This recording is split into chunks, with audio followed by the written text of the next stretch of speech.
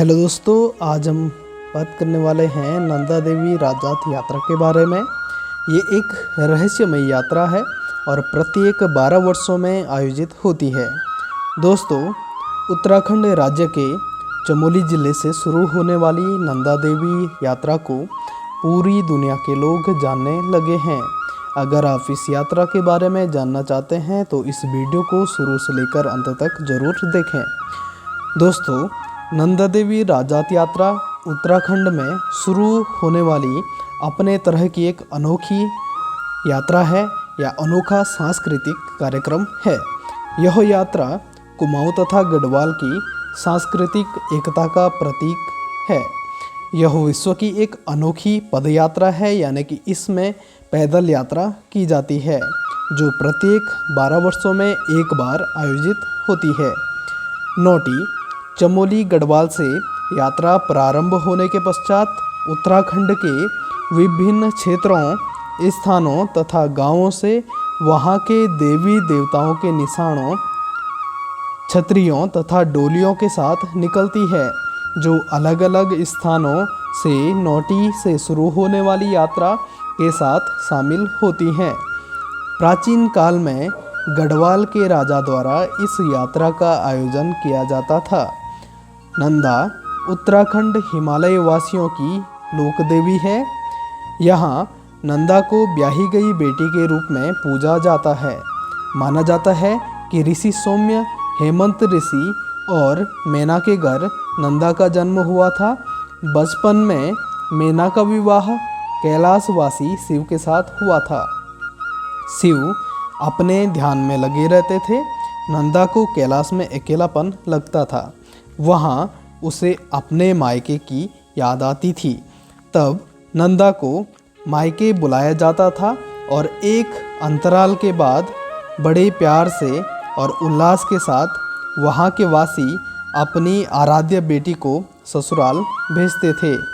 नंदा को ससुराल भेजने का आयोजन नंदा राजात कहलाता है। परंपरा के अनुसार भाद्रपद के पहले नवरात्रे में चमोली गढ़वाल के कांसवा गांव के कुंवर चौसिंग्या खाड़ू तथा रिंगाल की छंतोली लेकर नोटी पहुंचते हैं। चौसिंग्या खाड़ू राजात यात्रा का प्रमुख आकर्षण होता है। माना जाता है कि कांसवा गांव के कुंवर अजयपाल के वंशज थे। नंदा के लिए उपहार तथा श्रृंगार 4 सिंग वाले इस मेंढू यानी कि चौसिंग्या खाड़ू की पीठ पर बंधे फांचे में डाल दिया जाता है। इस यात्रा के अंतिम पड़ाव होमकुंड के पश्चात रंग बिरंगे वस्त्रों से लिपटे इस मेंढे को अकेले कैलाश यात्रा के लिए रवाना किया जाता है। यात्रा के दौरान 16 पड़ाव तक ये खाड़ू रिंगाल से बंधी छंतोली के पास ही रहता है।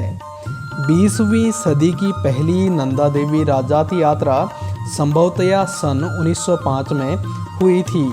यह यात्रा चमोली के कांसवा गांव के निकट नोटी के नंदा देवी मंदिर से होमकुंड तक होती है। यह यात्रा कुल 280 किलोमीटर की एक पद यात्रा है जो 19 से 20 दिन में पूर्ण होती है। यह यात्रा 19 पहाड़ों से होकर गुजरती है।